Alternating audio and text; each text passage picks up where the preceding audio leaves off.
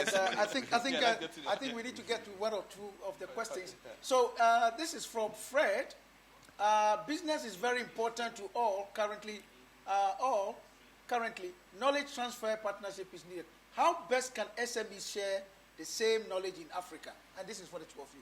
How best? Is there any particular strategy? Yeah. Okay, you can go first. Okay. No, I think that, he hit a point that the SME should start sharing experiences. So this mindset that we've always had, I have my little business in my corner, I don't want to talk to Francis, because if Francis starts to know what I'm doing, he'll start getting no. We need to change that mindset. Because if you think about your business as a bigger global business, sharing your experience with Francis helps you. It doesn't minimize you. There's a mindset in Africa where we think it's a survivalist mindset. That mindset is that if I succeed, Francis has to fail. And if Francis is succeeding, it's why I am not succeeding. It's a survivalist mindset, and we need to change that mindset. It's based on the concept that Francis talked about resources. Because resources are finite, right? So if there's gold here, there's a finite amount of gold. That's true, So the scheme is that if I get most of it, Francis and Imana will not get, and everybody else. So I'm fighting you to get it. So when you think about life from a resource perspective, you get into this survivalist mindset, which is the mindset that we've had for a long time. But when you go to the experience and value creation mindset, there is no need for you to think about Francis as a competition, because the value that you will add is different from the value I will add. And so you are not my competition anymore. The competition is really who is able to unlock their value better. And that person becomes the winner in the market. And that's why SMEs might share more experiences. And I think, just taking it on from there, we are in this hotel. Sheraton is, one of the leading hotels in this country. But they belong to a Uganda Hotel Owners Association. That includes 5-star, 4-star, 3-star, 2-star, and no-star. And when they were hit with COVID, they all got together as an industry, to champion their cause. The manufacturers in Uganda have a Uganda Manufacturers Association. If, you could be sitting here drinking Nile Special, I'm sitting here drinking Bell Beer, the two leading alcoholic beverages companies in the market, 48%, 52%, 50-50, cutthroat competitors, but major collaborators. You've got to collaborate. You have to collaborate with people with whom you are in the same industry, providing the same services, because you are not competing. You want a good product for the market. And the better you get, the better the service that you're going to render. And also people out there. Human beings are very, very demanding people. At times they don't even know what they need tomorrow. But you have to work together. So you give them something really, really good. They'll love it so much that they want something more. And they want more. The more. And that's good for business. Well, let me move on to the next question. Collaboration is the way. Another question is here. My question is, Francis, this is for you. Yes. The business process is largely facilitated by human resource. Correct. And the same resource is making business complex despite all the technology. Correct. How can we handle the human resource challenge of quick decision making, authenticity, integrity, and respect of intellectual property? This is somebody. That's a great question. So human resource is the number one asset in business. It's actually the most important asset. One time I was asked, if it is, you as an accountant, how come it's not on the balance sheet? And I answered that it's just too precious an asset to even quantify and put a value on the balance sheet. But on a more serious note, as a business person, you need to look after your people. You have to look after your human capital, your human resource, so well. And again, it's a very simple cycle. I as a business leader and senior partner in PwC, my philosophy and formula is a very simple one. Look after your 160 people really, really well to the best that you can. Those people look after your clients so well. Clients is the business. And then those clients will be served so well that they'll patronize your business continuously, and then that business will make so much money that it will look after you. And that's the cycle. So at times we give up easily on our people because of perceptions and because of one or two mistakes, and our objective is to continuously help improve the quality of our people and also share with them into the big picture. because if you're not transparent enough as an employer, then people, by their insecurity and also values or lack of values, may end up doing other things. Right. And then one or two people does something really, really bad, and then you say, I can't trust people anymore. But if you don't trust people, who are you going to trust? Cats, dogs? Right. Okay, so Eric, this question is for you. For a person who has started with a business idea and it's written down and lacks capital, what advice do you have for that person? That person needs to look at their close circle. Okay. Family, Yeah. friends, and look for a fool like me. Yeah. To get the initial capital to start. So yes, I'm not saying that you don't need that initial capital, but you can always get it from people that you know. Well, let me give you an example. Go to your friends. Before you do that, there's another interesting question that I think dovetails into what you are talking about. Somebody, Victoria says, what about someone who doesn't have anyone Yeah. but has a fantastic business idea? Look for the fool. You always find someone. You know, the notion is that, you know, most of the time, you know, our solutions are really around us. Yeah. Most of the time, the solutions are around you. But, you know, you think about the solution is somewhere else. And so you'll be thinking about places and things that are non-existent. Always look from around your circle. You know, sometimes your investor may even be somebody you sat in a car with going somewhere. Struck up a conversation. You know, so your solution is always around you. But we tend to look too far away for solutions whilst they are right around us. Okay. Another one here says, what are some of the top industries angel investors in Africa look out for? Well, in my space, obviously, we invest in tech. We look at software companies. Okay. Unfortunately, I can't invest in farming because it's not in our, our core competence. You know, Okay. So our core competence is in technology. But there are people who invest in farm. I have they are there. investor friends who invest in agriculture, and there. I'm happy to do an intro. Wonderful. I'm coming to you guys to give your final thoughts, but Francis, this question is for you. He says, what are the most lucrative areas for possible business startups? And I guess the person is asking because you're a chartered accountant, you are the best tax guy in Uganda, now you're going into farming, you're going into coffee. I guess next you're going to hear you're in energy. So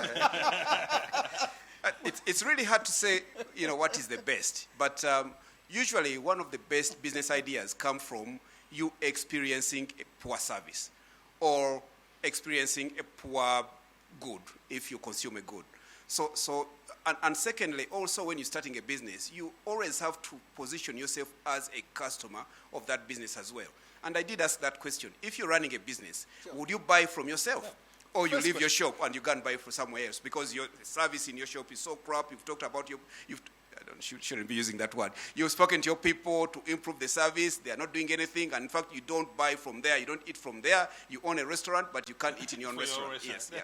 You shouldn't be the restaurant. Exactly, yeah. So I would say that what has actually upset you lately? Is it taxi service? Is it your dry cleaners? Is it where your child go to school? What is it? Secondly, also watch the changes that we're having in our country in terms of the demography, the millennials, and the changing consumer trends and needs. Use yourself as the guinea pig in terms of where do you see whatever it is that you're doing right now changing in 2-3 years from now. And then speak to the friends and family. It's very difficult to come up with the idea on your own and you nurture it and develop it and get it to a bankable stage when you've not shared the idea. Well, before you take a break, yes, apparently business feeds into each other. Correct. How do we handle business-to-business integrity? That's a great question. And this from the African context. That's a great question. I think business is about relationships. Mm-hmm. Yeah. So if something goes wrong in business as a result of integrity, it's not gone wrong because of the business. Yes. It's gone wrong because of the person and the character and who they are. So what you do every day indicates maybe what you are. Yeah. And I went back earlier on. We started with the mind, and my simple analogy is that you think about something, whether it's a business or an idea or getting married, then you talk about it, you speak to Eric, Emmanuel, people you trust, and because you're a man of your word, now that you've said, I'll get married next year, then now you start making that being very deliberate about it. So you start off by thinking, you talk about it, you put it into action. If you play golf every week, then you play golf every week, then it becomes a habit, becomes a character, and then that forms you as a person. Then they say, Eric, Wednesday afternoon, 3 p.m., he's on the golf course. And that has become his habit. But it started from thinking. So issues of integrity, issues of behaviors, issues of, they're all in the mindset. Right. Yeah. And habits form over years, right? Exactly. So one of the things that we say is that, if somebody is going to mess with you in business, it's their character. Yeah. So the important thing we look for in companies, one of the first tests that we do is the character of an entrepreneur. Yeah. Because we want to believe that if this guy tells me something, I can take it to the bank. Yeah. Because if this person is a truthful person, Yeah. then we sign the agreement. A lot of people think signing an agreement means that the person is going to be true. No, it's not going to be. Yeah. You can sign the best agreement in the world. If the person is going to mess with you, they will mess. It's just a matter of time. That's true. Right? That's true. It's just a paper. Exactly. So the paperwork doesn't guarantee integrity. Integrity is guaranteed by people's character. Exactly. So part of doing business is figuring out the character of people. I've done so many business with people. Actually, one of my first investors, we still didn't have an agreement. Because we trusted each other, and then they told me they would give me a certain share in the company, and I got that shares in the company. Interesting. Right? But I'm not saying don't sign agreements, to be clear. I'm just saying that agreements are not a basis for forming the character of a people, right? But in business, you need to put everything on paper. But it has to be a trusted person first. I want to make a second point on the idea issue, on sharing ideas. We believe that in business, it's not a competition of ideas. It's a competition of execution. Let me explain. Any idea you have, 10 other people have that idea, and actually some of them had it before you. Exactly. Facebook, YouTube, it's not a new idea. Sure. The ideas that people have tried and tried and tried. The reason these guys succeeded is that either they got the timing right, they got the right execution, they got the right team at the right time, and they took advantage of a global situation. For example, Uber and Airbnb. Yeah. It took off because during the global financial crisis, cash flow was a big deal. Exactly. And so I have a car, I close from work, I'm sitting at home watching TV. Said, hey, just use that phone that you have, download an app, and then you give people a ride and you make money. That's true. That's it. So they got the timing right. Actually, David Ross is a famous TED Talk that said that the modern gig economy companies are not new ideas. Right. His argument is that the thing they got right was timing. Just the timing. Yes. And those ideas are ideas that have been tried before. They didn't work. These guys just got the timing right, and that's why right. So entrepreneurship is a competition of execution. Francis said, you go 2 restaurants next to each other. One of them, there's a queue going. The other one, nobody wants to go. You tell them, why don't you want to go? They say, no, I want to hear. Exactly. Why? It's execution. Execution. Right. So your idea is important. I'm not saying you shouldn't value your idea, but value more your execution, because that is what will differentiate you. Wonderful. I'm going to come back to you guys for your final comments. Yes, Francis, there's one more question that has come to you, and it's to do with tax. Yes, please. The question says, in Africa, we talk to people to go into entrepreneurship and all of that, but we don't address the issue of countries killing businesses by way of taxation. Francis, you're a tax man. They're saying that African countries are killing businesses because they're overtaxed. What's your comment on that? Emmanuel, that's such a broad generalization. That's another whole subject. No, that's what I'm putting it to you. Yeah. You went to school to learn taxation. I did go to school, and I pay my taxes. I think no country would go out of their way to kill private sector or even public sector through taxation. So if there is any businesses that have suffered as a result of that, it's an unintended consequence. Right. So when you think about taxation, there are about 3 aspects. There's the rate itself. Now, if you look at the mainstream rate of taxes in our country, in Uganda here, but also generally across Africa, it's not that different from elsewhere in the world, unless you're in the Middle East, and they've had their oil money for quite some time, and they can afford to have very, very low taxes. But if you look at the countries where most of the foreign direct investments come from into Africa, whether it's in the EU, whether it's in the Nordic countries, whether it's in the USA, actually, you'll find average rates of 25% to 40%. And in Uganda, it's 30% for corporates, 40% for individuals. The biggest issue we have in Uganda, in Africa, is in the administration. And in fact, even when you look at the cost of doing business, even investors will tell you that the rates are okay, but the way the tax is administered. And that even the Revenue Authority admits that that is an area where there's a lot of work that needs to be done. And then the third one, where we are all victims, is failing to comply simply because we don't see value for money.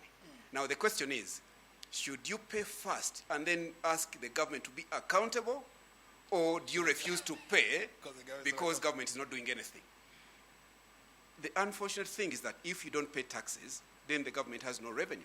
Because what is the source of revenue?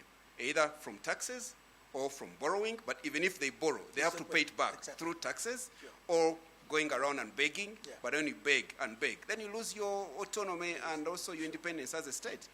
So you make the state accountable by paying taxes to it and demand services from it. What and about I think the we issue need of, to do a lot of that. What about the issue of saying that we have not spread the tax net so wide to bring a lot more people into the tax? That's the same point I'm talking about, Right. because you see, the net is so narrow. It's so, and also taxation suddenly becomes politicized, and it's a fiscal instrument. It is political in nature, no doubt about it. But we've just gone out of an election. How many in Uganda here, and even so many countries, how many potential members of parliament go and talk about taxation at the podium? They don't. But they talk about free education, they talk about medical services, they talk about increased salaries, but they never talk about where that money is going to come from. Exactly. And until that space is owned by the politicians at the local level, people out and about will think that paying taxes is something that is political and should not be paid because that is how you express your opposition to the government. That is wrong. You know, you should pay your taxes and make the government accountable. Wonderful. Well, let me let you hold your breath a little bit. Yes, Eric, sir.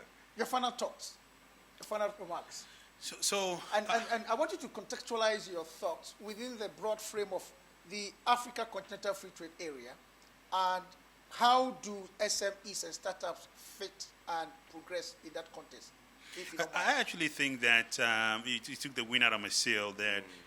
I think that startups and SMEs are really the people that are going to drive that agenda. Right.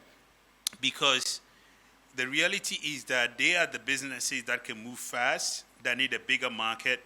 I mean, today, the Africa Intercontinental Free Trade Area is estimated at $2 trillion, right? Now, let me do some maths for you, and it'll blow your mind in a minute. So we have a population of 1.3 billion people, right? And we have a common market that is estimated at $2 trillion. Sure. According to the United Nations, Africa's population is going to quadruple in the next 2 decades. Right. In other words, 1 in every 4 person on Earth is going to be African. Okay. Now, if the population is going to quadruple, what does that mean for the market? Right. Right. So the Africa Common Market is going to be the biggest trade market region in the world. The world. So if you're an African entrepreneur, what should you be doing? You should be thinking about capturing the African market. Why do you want to go and compete with Europe and the United States when there is an African huge market that is emerging here? You ask me, but what is the purchasing power of that market? Now, let me give you the second important statistics. The middle class in Africa was estimated by McKinsey at 34% in their 2019, I may be wrong, 2018 or 2019 study. Now, according to that study, that consumption of that market is between $2 and $20.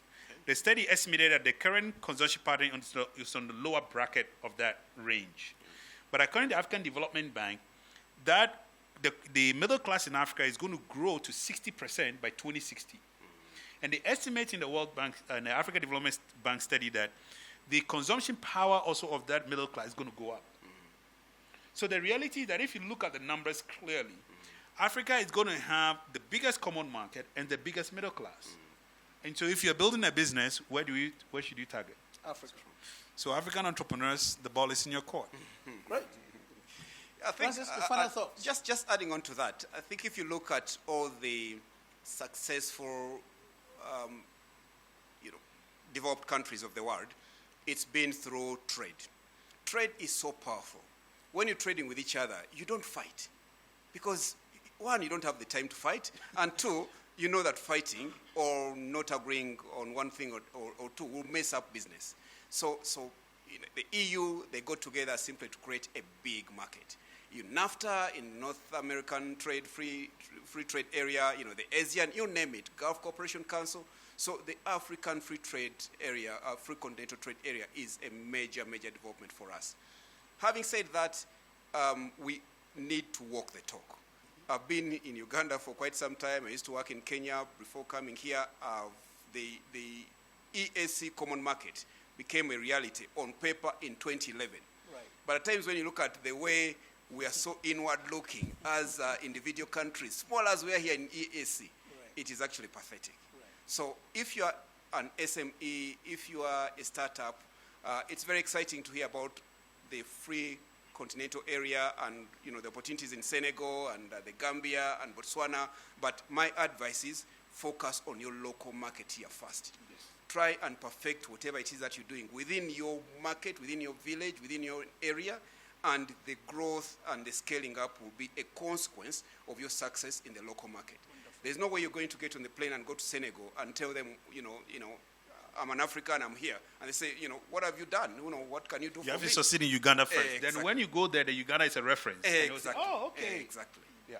And for me, that's my advice. I'm a true African. I believe in it. But, try and perfect what you do home first. And then the scale will be a natural consequence of growth. Great. Well, all too soon, ladies and gentlemen, we've come to the end of the second edition of the Career and Startup Intelligence series. And I believe that it's been very exciting. It's been very informative. And you've gained a lot of ideas, a lot of indicators and all of that. In conclusion, let me say that we are living in an era where ideas thrive. And just like what Francis just said a while ago, let's aim at transformation. In other words, transforming our ideas, adding value to our ideas and the businesses that we have set up, and making sure that the propositions that we put on the market are such that it will attract customers to us. And once we do that, then obviously we're going to increase our value on the market, and by so doing, our bottom line is going to be smiling. And that is the only way we can scale up, and that's the only way we can go continental. So once again, I want to say a very, very, very big thank you to Eric for your time. And by the way, tomorrow Eric will be at the Innovation Village. He's going to delve deeper into how to raise capital for SMEs and startups. So just come to, I think the link is there. Look up for it and then join that discussion tomorrow because he's going to go deeper because he's a venture capitalist and he's going to talk more about that. So thank you once again, Eric, for your time and all of that. Francis, I can't thank you enough. I mean, you are a very busy guy. Of course, all of you are busy guys, but in Uganda, you are a hot cake, and for you to make the time and you came, I just can't thank you enough. But on a broader scale, I want you guys to know that Africa is part of you. And I like the fact that you say you're a true African. Our vision is to make sure that we change the narratives of Africa. And people like you are the partners that we work with, and we are so excited. We hope that, ladies and gentlemen, everybody will take these ideas, go back and ensure that you add something to your business, and by so doing, you can create jobs and lift somebody out of poverty. Because together, we can change the narratives of Africa. Once again, thank you, and see you next month.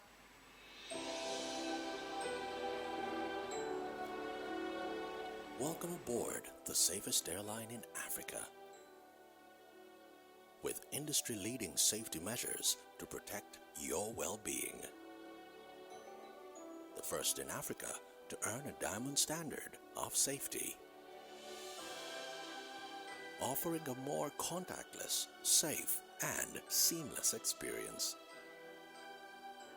Delivered with a smile by Africa's first fully vaccinated crew. Creating special memories that bring the joy back to flying, so you can continue making memories with your loved ones. Book your flight with Rwandair today. Rwandair, the safest airline in Africa. Rwandair, fly the dream of Africa. So we pick travelers, our typical customers are people flying in and out of the country. So we pick those from the airport to wherever they're going and back. And we do this through a network of driver partners for whom we give regular business and improve livelihoods. They can book through WhatsApp, they can call us, they can email us We just try to make it as simple and convenient, as seamless as possible for our customers. The Digital SMEs and Career Mentorship Program. The world economy has undergone a massive digital transformation and created a need for startups to adapt to these technologies. We intend to help save women and youth-focused businesses with the skills required to stay relevant. Join the movement today. Register today. HCI, working together to change the startups and SMEs narratives of Africa.